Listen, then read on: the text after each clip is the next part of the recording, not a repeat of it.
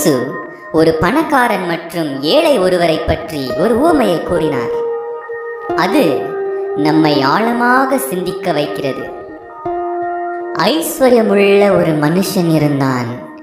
அவன் இரத்தாம்பரமும் விலையேற பெற்ற வஸ்திரமும் தரித்து அனுதினமும் சம்பிரமமாய் வாழ்ந்து கொண்டிருந்தான்.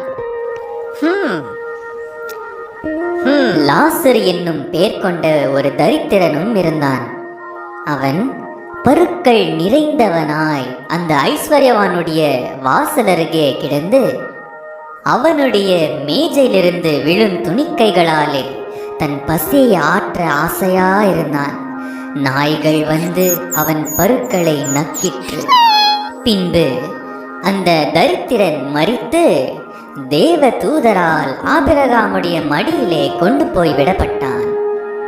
ஐஸ்வர்யவானும் மரித்து அடக்கம் பண்ணப்பட்டான்.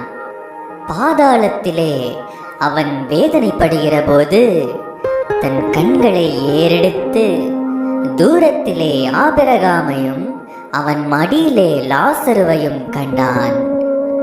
அப்பொழுது அவன், தகப்பனாகிய ஆபிரகாமே, நீர் எனக்கு இறங்கி லாசரு தன் விரலின் நுனியை தண்ணீரில் தோய்த்து என் நாவை குளிர பண்ணும்படி அவனை அனுப்ப வேண்டும்.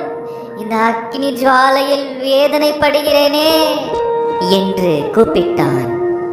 அதற்கு ஆபிரகாம், மகனே, நீ பூமியிலே உயிரோடு இருக்கும் காலத்தில் உன் நன்மைகளை அனுபவித்தாய்.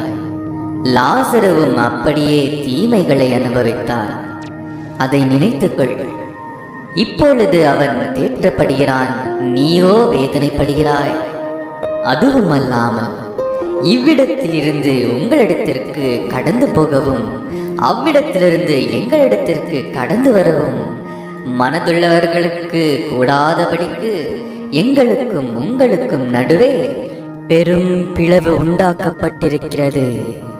அப்படியானால் தகப்பனே, எனக்கு 5 பேர் சகோதரர் உண்டு. அவர்களும் வேதனை உள்ள இந்த இடத்திற்கு வராதபடி அவன் போய் அவர்களுக்கு சாட்சியாக அறிவிக்கும் பொருட்டு நீர் அவனை என் தகப்பன் வீட்டிற்கு அனுப்பும்படி உம்மை வேண்டிக் கொள்கிறேன். அவர்களுக்கு மோசேயும் தீர்க்கதரிசிகளும் உண்டு. அவர்களுக்கு அவர்கள் செவி கொடுக்கட்டும்.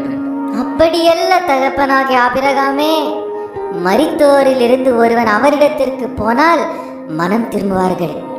அவர்கள் மோசேக்கும் தீர்க்கதரிசிகளுக்கும் செவி கொடாவிட்டால் மரித்தோரிலிருந்து ஒருவன் எழுந்து போனாலும் நம்ப மாட்டார்கள்.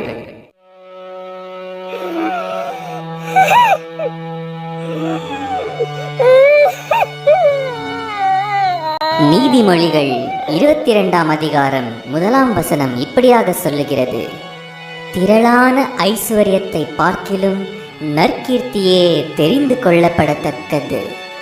பொன் வெள்ளியை பார்க்கிலும் தயையே நலம்.